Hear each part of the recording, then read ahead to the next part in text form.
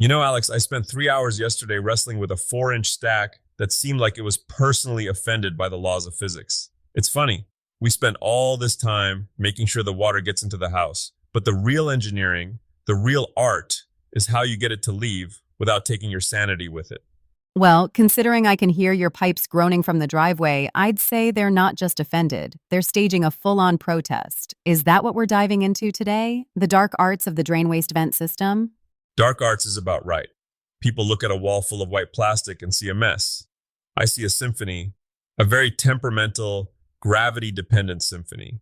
Today, we're peeling back the drywall on the DWV system. It's the skeleton of the house that nobody wants to think about until the guest bathroom starts smelling like a municipal swamp.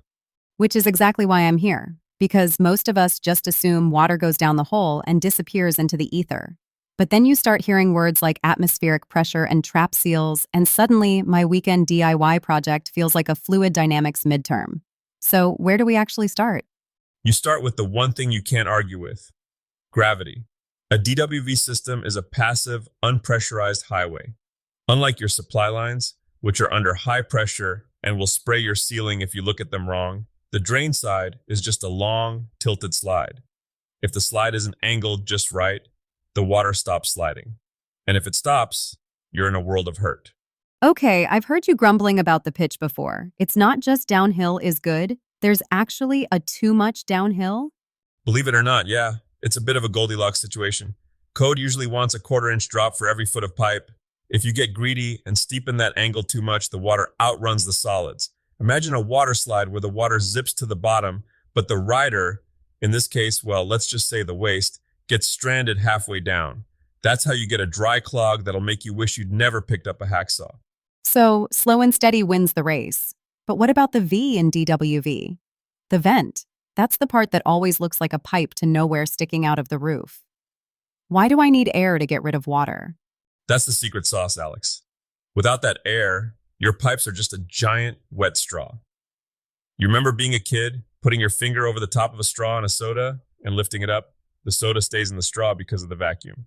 If you don't have a vent letting air in behind the water, that rushing waste creates a suction. It'll literally pull the water right out of your P-trap. And the moment that trap goes dry, you've lost your only defense against the sewer. And that brings us to the sewer gas conversation, which honestly sounds like a great name for a garage band, but a terrible thing to have in your kitchen. It's no joke. We're talking methane, hydrogen sulfide, stuff that's not just stinky, it's actually dangerous. The trap is that U-shaped curve under your sink. It's designed to hold a little slug of water. That water is a physical plug. It lets the waste pass through, then resets itself to block the gas from coming back up the pipe. It's the simplest, most elegant piece of safety equipment in your entire home. But wait, I was looking at some old plumbing in my uncle's place, and he's got these pipes that look like a literal letter S. You told me those were a disaster waiting to happen. Why? The dreaded S-trap. They were everywhere in the early 1900s. The problem is the shape. Because the pipe goes up and then immediately down, it creates a perfect siphon. It's too efficient at moving water.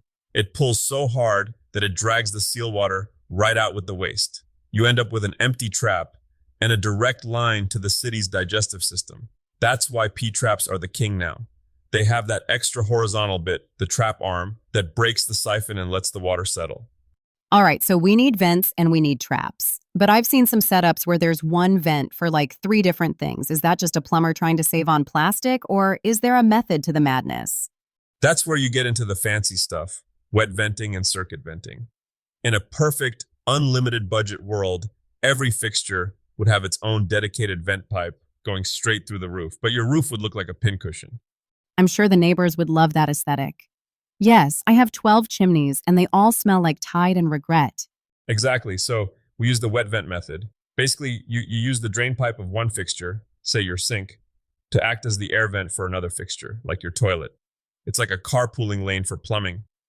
The pipe is sized large enough so that the bottom half carries the sink water, while the top half stays empty to let air flow to the toilet. It's a delicate balance of pipe diameter and distance.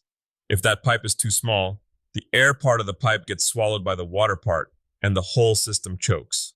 That sounds like one of those things where close enough isn't good enough. If you're off by an inch, does the inspector just tear your house down? They won't tear the house down, but they'll sure as heck make you tear the wall down. I remember this one job, a basement finish. The homeowner thought he was a genius and ran a circuit vent for 8 different fixtures using 2-inch pipe because it was easier to fit through the studs. Oh no, I can feel a tiger lesson coming on. I walked in there and it looked like a spider web made of PVC. I told him, "Partner, you've built a very expensive flute, but it's not going to drain a drop. The International Plumbing Code is very specific about circuit venting. You can have up to 8 fixtures on one horizontal branch, but the air has to circulate in the top half of that pipe. If you don't have that airspace, you get turbulence. And turbulence in a drain pipe is like a traffic jam on a rainy Friday. Nothing moves and everyone's miserable." Speaking of misery, let's talk about cleanouts. Every time I see one of those capped off pipes sticking out of a wall or the floor, I think that's where the money goes when things go wrong. You're not wrong. A cleanout is like an emergency exit for a theater. You hope you never have to use it, but when you do, you need it to be exactly where it's supposed to be. Code says you need them at specific intervals, and especially where the pipe changes direction significantly. If you bury a 90-degree bend behind a tiled wall without a cleanout nearby, you aren't just a plumber, you're a gambler, and the house always wins.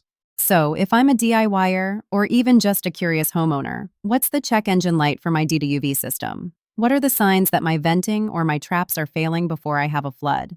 Listen to the house. If you flush the toilet and the sink starts gurgling like it's trying to summon a demon, that's a classic venting issue. The system is gasping for air and is trying to pull it through the sink's trap. Or, if you walk into a room you haven't used in a week and it smells like a locker room, your trap seal might have evaporated or siphoned out. I actually had that happen in my guest bath. I thought there was a dead mouse in the wall, but it was just a dry pee trap because I hadn't run the water in months. Simplest fix in the world. Just pour a cup of water down the drain. It's the "have you tried turning it off and on again" of the plumbing world. But if it happens while you're using other fixtures, you've got a venting problem that a cup of water won't fix. It's amazing how much physics is happening behind a wall just so we can wash our hands. It really makes you respect the trade. It's not just pipes and glue, it's managing pressure and gravity. That's the thing. A good DWV system is invisible and silent. If you don't notice it, the plumber did their job. It's one of the few crafts where success is measured by how little people think about your work. But man, when you get that perfect pitch and you hear that first clear whoosh of a system that breathes properly, there's a quiet satisfaction in that. It's like finishing a fine dovetail joint, but with more sewage potential. Truly the most poetic way to describe waste management. Hey, we all have our roles to play. My role just happens to involve a lot of PVC primer and the occasional lecture on atmospheric pressure. So, final takeaway for the folks at home before they go cutting into their main stack? Respect the vent. It's the lungs of your house. If your plumbing can't breathe, it can't work. And for heaven's sake, keep a level on your horizontal runs. Gravity doesn't take days off, and it doesn't care about your eyeballing its skills. Sounds like a plan. Next time, can we talk about something that smells a little better? Maybe woodworking? Deal. But I'm telling you, once you understand how water moves, you'll never look at a sink the same way again.